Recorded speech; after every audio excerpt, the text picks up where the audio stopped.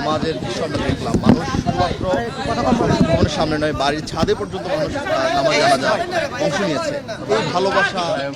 এই ভালোবাসা আসলে কারণটা আসলে কি?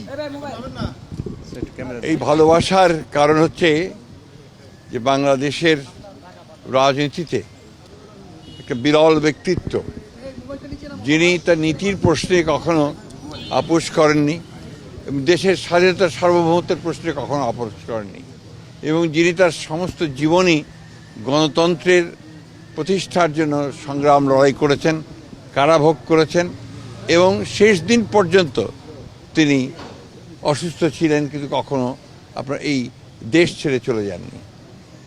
এই যে দেশের প্রতি ভালোবাসা, মাটির প্রতি ভালোবাসা, মানুষের প্রতি ভালোবাসা, এটা এই সমস্ত মানুষকে আলোড়িত করেছে এবং তার এই দেশের এই ক্রান্তি লগ্নে যখন তার অভিভাবকত্ব সবচেয়ে বেশি প্রয়োজন ছিল, সেই সময় তার চলে যাওয়ায় মানুষ সেই কারণেই সবচেয়ে মর্মাহত হয়েছে এবং তারা সেই কারণে দেশনেত্রীর নামাজে জানা যায় তার আত্মার মাগফিরাতের জন্য তারা সমবেত হয়েছে, চোখের পানি ফেলেছে এবং অত্যন্ত এই আশা নিয়ে গেছে যে তার এই চলে যাওয়ার মধ্য দিয়ে দেশের মানুষ গণতন্ত্রকে প্রতিষ্ঠার দিকে যে কর্তব্য পালন করা, সেই কর্তব্য তারা পালন করবে এবং আগামী নির্বাচনকে সুষ্ঠু, অবাধ, নিরপেক্ষ করে এই দেশের পক্ষে যে শক্তি আছে বাংলাদেশ জাতীয়তাবাদী দল, সেইটাকে তারা বিজয়ী করবে বলে আমি মনে করি। স্যার, মাননীয় ভারপ্রাপ্ত চেয়ারম্যানের বাবা নেই, মাও নেই,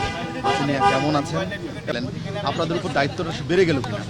না, নিঃসন্দেহে আপনার দেশনেত্রী বেগম খালেদা জিয়া যে একটা অবস্থান তৈরি করে গেছেন এবং তার পুত্র আমাদের নেতা যারা তারেক রহমান সাহেব, এর যেমন একটা দায়িত্ব আছে, ঠিক একই সঙ্গে বিএনপির প্রতিটি নেতাকর্মীর দায়িত্ব রয়েছে যে বাংলাদেশি জাতীয়তাবাদের যে দর্শন শহীদ প্রেসিডেন্ট জিয়াউর রহমান সাহেব দিয়ে গেছেন, সেটা দেশনেত্রী এবং খালেদা জিয়া সেই পতাকা তুলে ধরেছিলেন ওপরে, এবং স্বাধীনতার সার্বভৌমত্বের যে পতাকা সেটাও তিনি তুলে ধরেছিলেন। একইভাবে তারেক রহমান সাহেবও সেই পতাকা তুলেই জনগণকে সঙ্গে নিয়ে এই দেশের স্বাধীনতার সার্বভৌমত্বের জন্য তিনি কাজ করবেন, রক্ষা করার জন্য কাজ করবেন এবং তাকে সুসংগত করবেন এবং গণতন্ত্রকে প্রতিষ্ঠা করবেন, এটাই মানুষের প্রত্যাশা। আগামী নির্বাচনে ম্যাডাম যেহেতু নেই, নির্বাচন তার কোনো প্রভাব পড়বে কিনা বলে মনে করেন?